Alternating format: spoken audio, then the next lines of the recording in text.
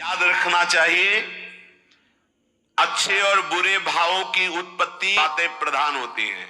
आपके अंदर अच्छे भाव आ रहे या बुरे भाव आ रहे तो उनमें बातें प्रधान है। पहला, स्थान। आप कहां बैठे हैं, कहां रह रहे हैं, किस जगह खड़े हैं, आपको स्थान देख करके ही बर्ताव में उतरना है। जैसे मदिरालय है, आप वहां खड़े होंगे तो तमोगुण अपने आप बढ़ने लगेगा, आसुरी प्रवृत्ति बढ़ने लगेगी।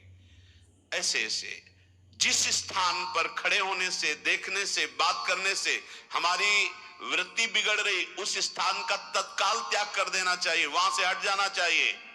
पहला है स्थान। जैसे सत्संग, यमुना जी का एकांतिक पावन तट, किसी लता के नीचे, किसी संत भगवान के सानिध्य में, अब हमारा ये स्थान भजन वृत्ति बढ़ाएगा। उस व्यक्ति का घर जिसके पास जाने से वासनाएं बढ़ रही, उस स्थान में जहां दृश्य देखने से हमारे अंदर गंदी बातें आ रही, पहला है स्थान। दूसरा है अन्न। बहुत बड़ा प्रभाव अन्न का होता है।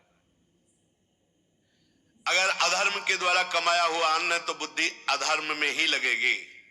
यदि भोजन पकाते समय, रसोई रांधते समय आप विकारात्मक चिंतन कर रहे हैं तो कोई भी प्रसाद पाए उसके अंदर विकार जागृत हो जाएगा।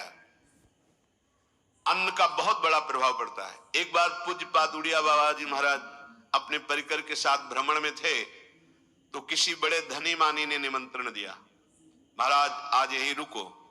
तो बाबा ने कहा हम लोग गांव के अंदर नहीं रुकते। तो बाहर कोई वृक्षों का समुदाय, जंगल जैसा, तो उसमें वहां रुके, पर भोजन उनकी तरफ से, भोजन सबने पाया। जब सुबह हुआ तो महात्मा जन, साधक जन एक दूसरे की तरफ देखे और बोले आज तो हमको बड़ा दोष हुआ, गंदा स्वप्न आया और हमारा संयम बिगड़ गया। बोले ये तो हमको भी हुआ, जितने थे सबको हुआ। उड़िया बाबा के समीप गए, बाबा ने कहा अच्छा ऐसा हुआ, ये तो अन्न दोष है, बुलाओ अन्न पवाने वाले को, फिर चलेंगे। बुलाया और बाबा ने कहा बिल्कुल सत्य बोलना, नहीं तो आप जानते हो इतने महात्माओं के संयम को आपने भ्रष्ट कर दिया, सत्य बोलना क्या बात थी।